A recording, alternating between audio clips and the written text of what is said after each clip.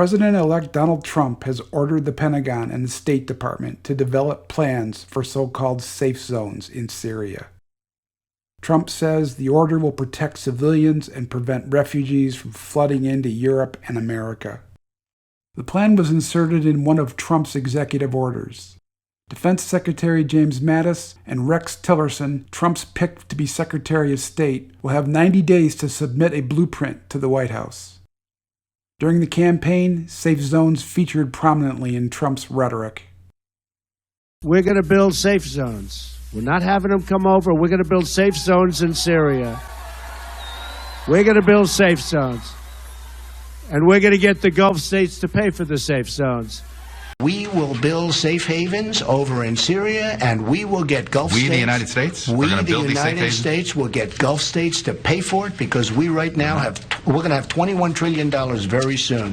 Trillion in debt.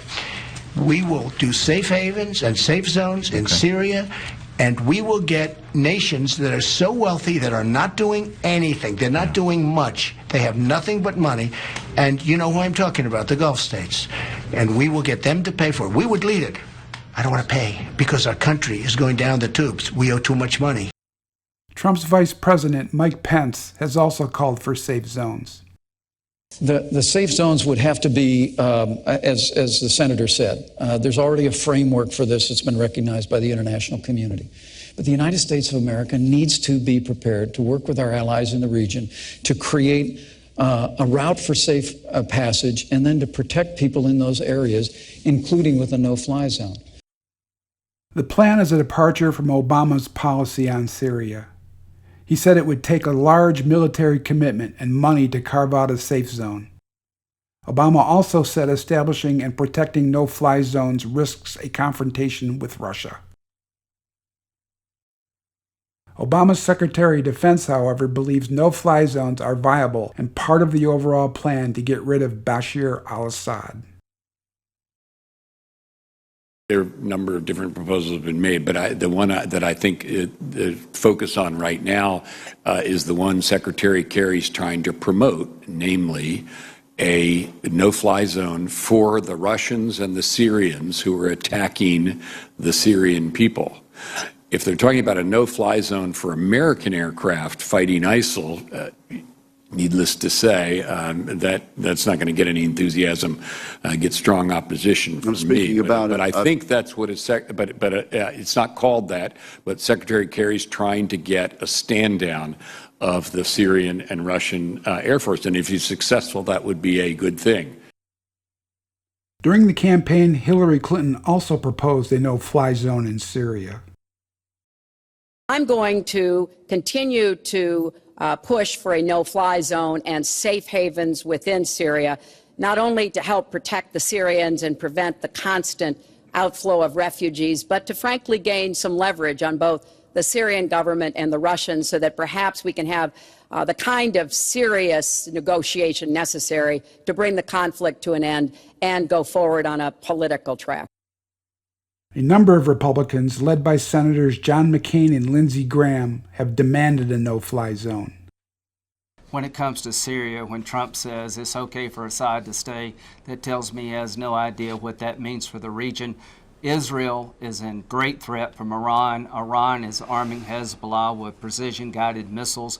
The trip from Israel was very unnerving, to say the least. So the Syrian civil war is having an effect throughout the region. Mr. Trump, when you said Assad should stay, you need to rethink that. As to Secretary Clinton, she says she wants a no-fly zone in Syria. That is a great step in the right direction. Well, we need to give them a no-fly zone. The Israelis have shown us we can take out their facilities from a distance, that we don't have to risk our pilots. We can crater their runways. We can take out their air assets. We can provide them with a safe zone so that the Syrian opposition council, which is outside Syria, can come into Syria and coordinate with the military, General Idris, and the militia and military inside of Syria, and we can establish that safe zone. Governor Christie, If the U.S. imposed a no-fly zone over Syria and a Russian plane invaded that no-fly zone, would you be prepared to shoot down that Russian plane and risk war with Russia? Not only are we prepared to do it, I would do it. A no-fly zone means a no-fly zone. Wolf, that's what it means. See, maybe because I'm from New Jersey, I just have this kind of plain language hang-up, but I would make very clear I would not talk to Vladimir Putin. In fact, I would talk to Vladimir Putin a lot. And I'd say to him, listen, Mr. President, there's a no-fly zone in Syria. You fly in, it applies to you. And yes, we would shoot down the planes of Russian pilots if, in fact, they were stupid enough to think that this president was the same feckless weakling that the president we have in the Oval Office is right now. Military leaders, on the other hand, have reservations. What about the option of controlling the airspace so that barrel bombs cannot be dropped? All the options. What do you think of that option, sir? Right now, Senator, for us to control all of the airspace in Syria would require us to go to war against Syria and Russia. That's a pretty fundamental decision that certainly I'm not going to make. Hawaii Democrat Tulsi Gabbard also warns that putting safe or no-fly zones in Syria will likely result in a confrontation and possible war with Russia. Proponents of the interventionist wars in Libya and in Iraq argued that these actions were justified because of humanitarian concerns. It was pointed out over and over again that these countries were in the grips of these evil dictators who had to be removed. This is precisely the same argument that is being used today to justify our war to overthrow the Syrian government of Assad. Hoping to garner the support of the American people, proponents of these regime change wars routinely cite humanitarian concerns to justify this military intervention in foreign countries. She says there is no difference between so-called moderate rebels and radical Islamists who want to establish a Wahhabi caliphate. In December, the Democrat introduced the Stop Arming Terrorists Act. She said during an interview the law would prevent the U.S. from illegally providing assistance and weapons to al-Qaeda, the Islamic State, Jabhat Fatah al-Sham, and other terrorist groups. Gabbard's bill was a response to legislation passed the previous month by Republicans in the House. But it's Bashar al-Assad and his backers that have this instrument of death from the air, this capacity.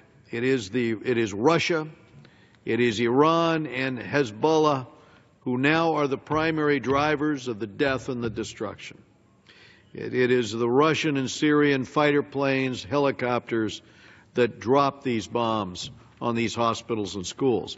And it is Hezbollah and it is the IRGC fighters from Iran and the commanders who besiege cities, who burn the crops, and prevent food and water and medical supplies from reaching cities. On November 15th, the House of Representatives convened a special session with the normal rules of order suspended and passed H.R. 5732. In addition to demanding a no-fly zone, the legislation toughens sanctions. It also calls for the Secretary of State to single out Syrians for war crimes prosecution. Omitted from the discussion is the fact violating Syria's national sovereignty and imposing stiff sanctions and penalties are tantamount to an act of war.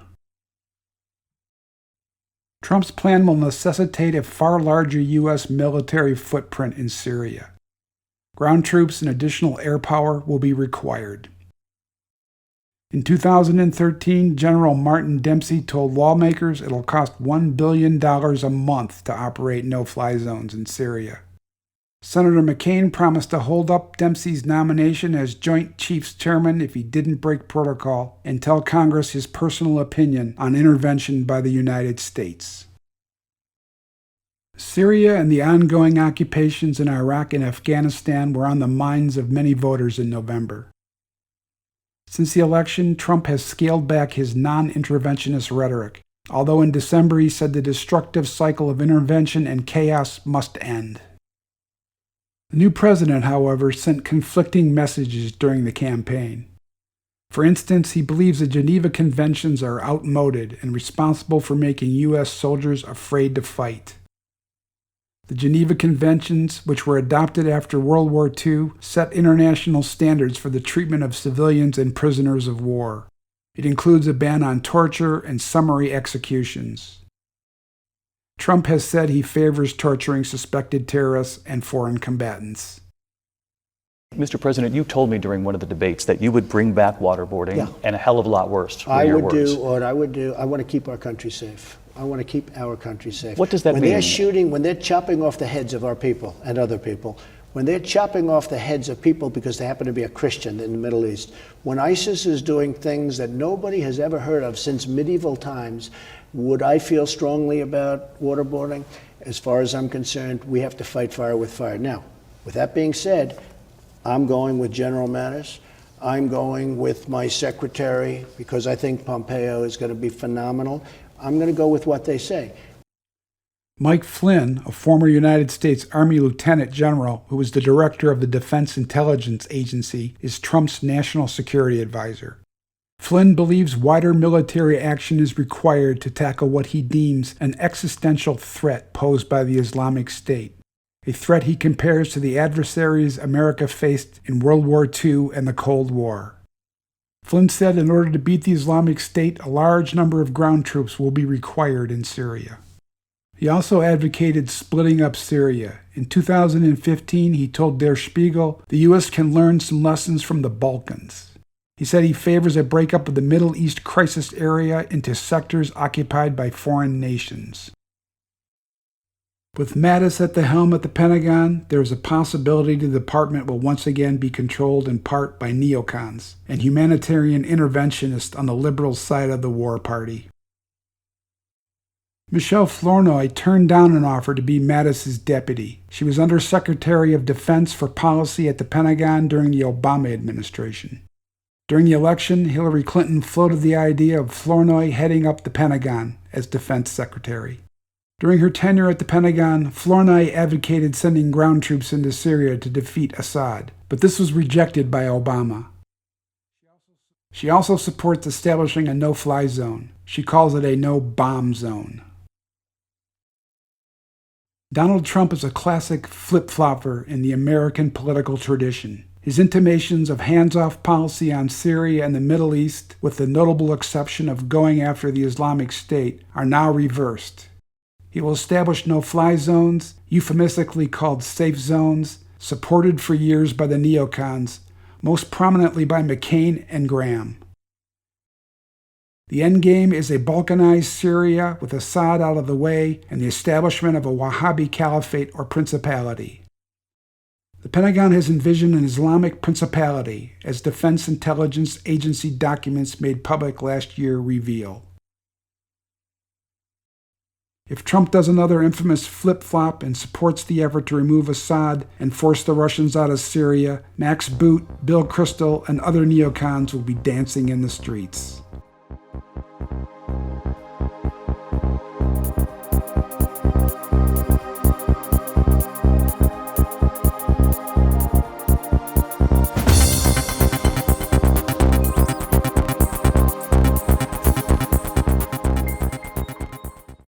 For just a small subscription fee, you can become a member of the Newsbud community and help keep this website running. Your subscription will provide you with full community access to exclusive content, including videos and articles from Newsbud's team of experts and analysts, as well as a members-only monthly newsletter from Newsbud's founder, Sibel Edmonds. Sign up today for full access at newsbud.com.